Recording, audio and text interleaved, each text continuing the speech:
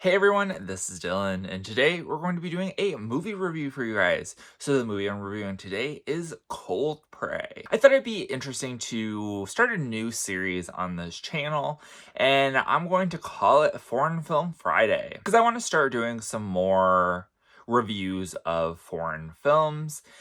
This may not take place every Friday. There might be several Fridays where it doesn't, but if I do a review of a foreign film, it will be on Friday. So the movie we're doing today is Cold Prey, which is a foreign film. It is out of Norway. They have a pretty small film industry there in Norway, and even smaller is that this film is a horror film. So there's not very many horror films that come out of Norway, so this one is very cool. In Norway, this movie is called Fritt Vilt, and the direct translation to English is Open Season. So I'm not sure why they didn't call this movie Open Season. I think that it would have worked very well for this movie, but they decided to call it Cold Prey. So let's get into the synopsis of this movie. So this movie opens up with a cold open.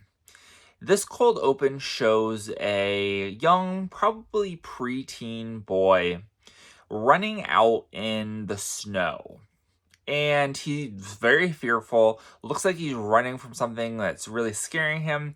And we see that he has a birthmark on his eye. So he's running and running and reaches this cliff where he kind of falls over. But we find out that it's not a very big cliff, and he's kind of staring up at this figure, and this figure starts to kick down snow at him. And then this is where that cold open ends. So we don't really know what happened to this boy. Then we have our opening title sequence. We're going through a bunch of news broadcasts and like newspaper clippings and things that say that this boy, the one that we had just followed, had went missing somewhere in the Norwegian mountains. So that's really all we know about that part of the story so far. Then we fast forward to what is presumably present day at the time. This movie came out in 2006, so 2006 is what we're assuming that this takes place in. So we meet the main group of characters who are probably all in their like college years, maybe a little bit older, mid-20s, somewhere around there. They're gonna go snowboarding in Jotunheim, which is an area of Norway. I believe it's a city in Norway, but this area of Norway is known to be very mountainous. It's got the Scandinavian mountain range there, so really great skiing place. They're going to this area to go snowboarding, and so we meet our characters. So we have Morten, who's kind of the loner of the group, kind of like the comedic relief. Then we have Yenneca, who is like the strong-willed person, and Erik, who I believe that they are kind of like a couple. And then we have like a newly formed couple in the back seat with Mikkel and Ingen. They reach the peak of this mountain and they're going to snowboard down.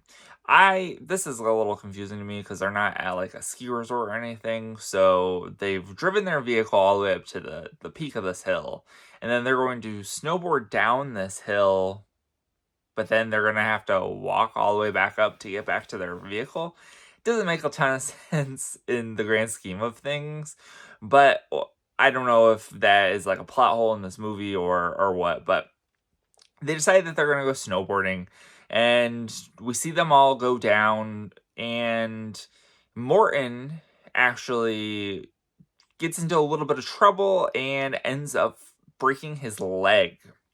So the group rushes to Morten, and they pull up the leg of his pants and realize that he has a compound fracture and things are not gonna be good for him. So they decide that they need to leave immediately, but it's starting to get dark, and they end up finding a abandoned ski lodge out in like the middle of nowhere. They're like, well, we'll just kind of stay here overnight, and in the morning we'll we'll leave, go back to the car, and get Morton some help. We just need to get somewhere where we can like ride out the night because he's not going to be able to go anywhere, and our cell phones don't work up here, so we can't call for help, and we just need to make sure that he's comfortable until we can get somewhere that we can get him some actual help. And so they get to the ski lodge and they start kind of exploring a little bit. They find the generator to turn on the power,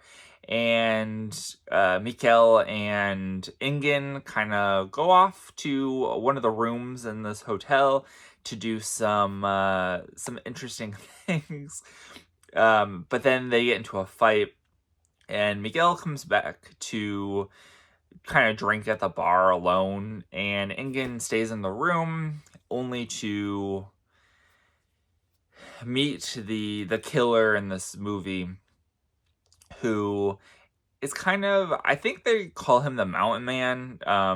He's never mentioned in the movie of what his name is. It's just kind of what people have coined it. Ingen ends up being the first victim. And that's kind of where I'm going to leave the synopsis. I don't want to give away too much in this movie, but I wanted to give enough that you had some context of how this movie kind of plays out. The director of this movie was Roar Uthaug, and this was his first feature film, which is actually really interesting. I thought that this was a great first feature. Does it reinvent anything? No, but I thought that the direction that he took this movie was actually really nice, and he has went on to do some other notable things. He did The Wave, which is, I think, a Swedish film, and they put it as their entry into the Academy Awards in 2015. He's also behind like the reboot of Tomb Raider that came out with Alicia Vikander.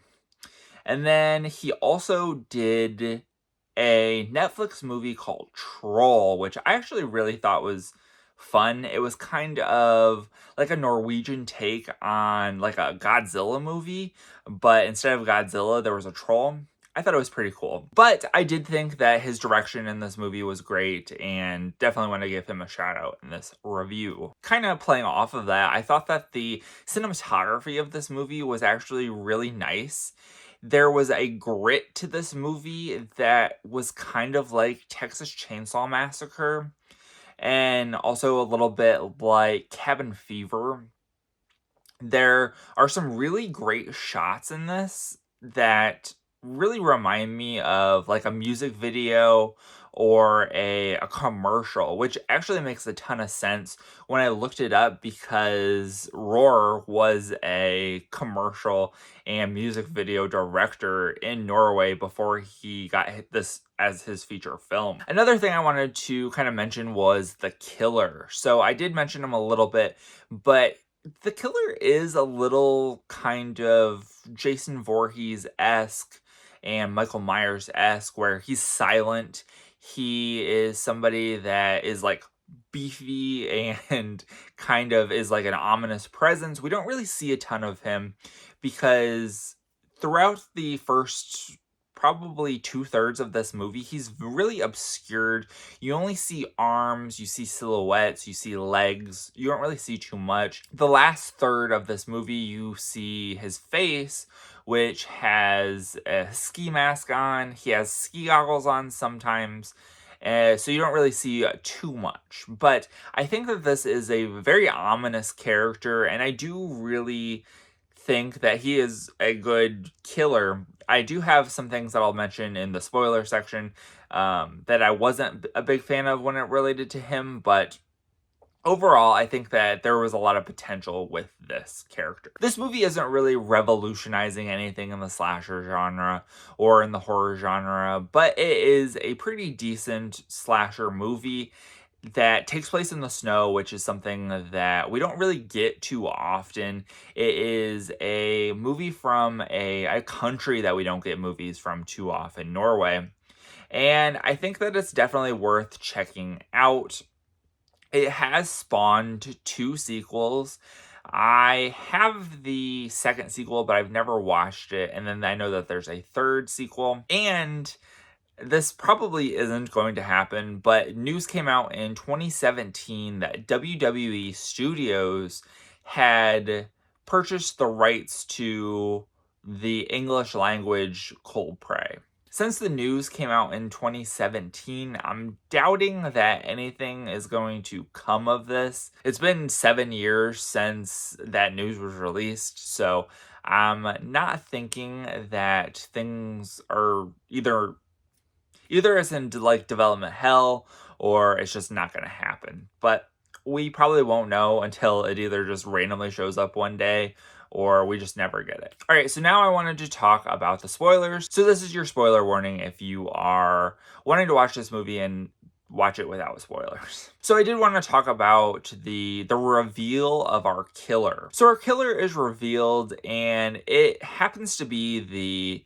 boy from the cold open who was running from his life and was getting snow kicked on him at the bottom of a cliff. In retrospect, it was very obviously probably him. I think they were trying to subvert your expectations and have it be that you think that whoever is kicking the snow on him is the killer, but it turns out that the killer was the boy who was running from his life. It's also revealed that in that sequence, the person who is kicking the snow on him is his father, and his mother is there. So it's not really explained very well, but I can surmise from what I know potentially could have happened is that for some reason, this boy was 10, 11, 12, 13, somewhere in that. And his parents wanted to get rid of him because of the birthmark on his eye, which honestly doesn't make a ton of sense. And then they get rid of him and pretend like they have a missing child and can't find him. And so that kind of leads to like the major problem that I have with this movie, which sometimes you can suspend your disbelief, but I just wanted more of a backstory for this character, this killer, to kind of know what like led him to become a killer, because there's kind of some hints here or there that he's been doing this for a long time. The ski lodge had been apparently shut down since the 70s. And while they are kind of exploring around, it's Mikael and Jenica who kind of go into this little like lair area. And there's a bunch of things. Mikael puts on a Lillehammer 1994 Olympic beanie. And then Jenica has some like sunglasses that she has on. And they realize that these are things that are much more recent than the 70s when the ski resort kind of closed down. So it's kind of implied that there's a bit of maybe a Texas Chainsaw Massacre type thing or a wrong turn where this guy is preying on people who come to the ski lodge for shelter and he just ends up killing them and then has like a collection of their stuff. But like I want to know what happened between the time that the killer was a child and how he got to there. He's probably in his 40s or 50s in present day. So I'm like, what happened in between those times? And I'd also kind of like a answer to like why his parents did that. We never really got an answer. I can surmise that it was because of the birthmark, but if that was the case, why didn't they try to do something when he was like a baby and they noticed that he had this birthmark? It doesn't make a ton of sense. There are sequels to this movie, so maybe the backstory is fleshed out a little bit more in the sequels. I'm not sure. I haven't seen them. All right, so that's pretty much it for my review.